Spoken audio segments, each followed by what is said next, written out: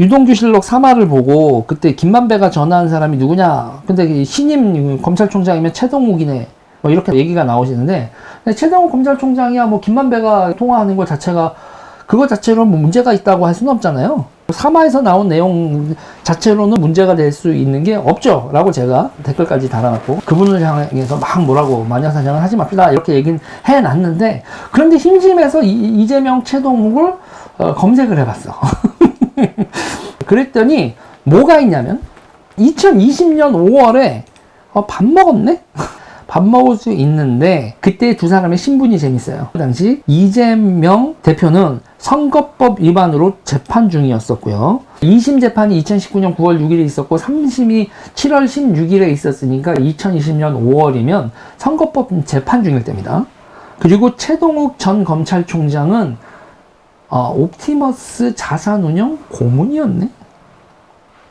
이재명 대표가 이때 이렇게 얘기했어요. 최동욱 재판과 정치 입지에 도움받을 수 있다 해서 만났다. 네, 이거 뭐 옛날 고위직 했었던 분들하고 법조계 사람이니까 재판과 정치 입지와 관련돼서 도움받을 수 있다고 해서 만났다라고 얘기를 했으면 뭐 여기까지 문제 없어. 다 그럴 수 있어. 이게 뭐가 문제야, 대한민국에서. 자, 근데 이제 이것까지는 문제가 없는데, 재밌는 게 하나가 있는 게 뭐냐면, 세상이 주목하지 않는 건데 봉현 물류단지라는 거예요. 이게 뭐냐면요, 경기도 광주시 봉현 물류단지 사업이 있는데, 거기에 옵티머스 관련사 골든코어가 220억의 부지를 매입했다. 그래서 경기도가 인허가를 접수를 했고, 그때 최동욱이 인허가권자인 이재명과 식사한 거 아니냐. 그러니까 이 인허가 시점과 관련돼서, 그래서 이제 220억의 이 부지를 샀는데, 물류단지로 인허가가 진행이 되고 나면, 근데 여기가 문제 패스트트랙으로 했어요. 빨리빨리 해줘야 된다 이런 거 있잖아요. 물류 같은 거 이런 거 해야 되는데 빨리빨리 해줘야 된다 이런 건데, 이게 최동욱 고문하고 경기도지사가 밥을 같이 먹은 게 2022년 5월 8일인데 이거를 패스트트랙으로 진행돼서 2020년 9월에 이거를 인허가가 떨어졌단 말이에요. 그래서 인허가가 돼서 시세 차익이 어느 정도냐라고 보면 1680억 정도입니다. 네, 경기도 광주시 봉현물류단지 사업. 이 봉현이 뭐 김봉현의 봉현인지 무슨 봉현인지는 그건 모르겠지만 아무튼 봉현물류단지 사업이에요. 옵티머스 관련사 골든코어가 220억의 부지를 매입했다. 이게 둘 사이에 무슨 뭐 그 최동욱이 로비를 해서 인허가가 났다 이런 걸로 단정하는 게 아니라, 이게 이제 까마귀 날짜 배 떨어진 꼴로 그 패스트트랙으로 허가 나는 거하고 둘의 만남 시점이 맞아 떨어진다. 그러고 난 다음에 그런 거예요.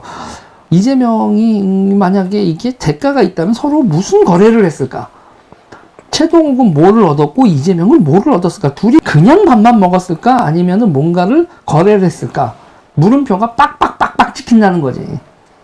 220억 주고 매입했고, 그 다음에 인허가가 떨어졌고, 이득 규모가 1680억 정도라고 하는데, 최동욱과 이재명 사이에는 그냥 밥만 먹었을 것이다. 일까? 아니면 우리는 물음표를 찍어야 되는 걸까?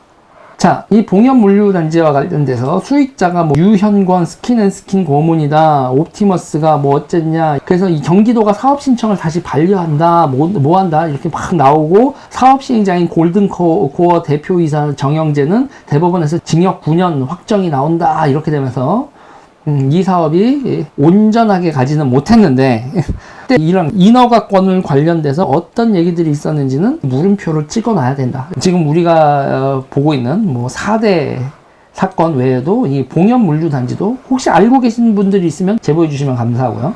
이것도 그냥 물음표가 찍힌다. 뭐 이렇다는 얘기입니다.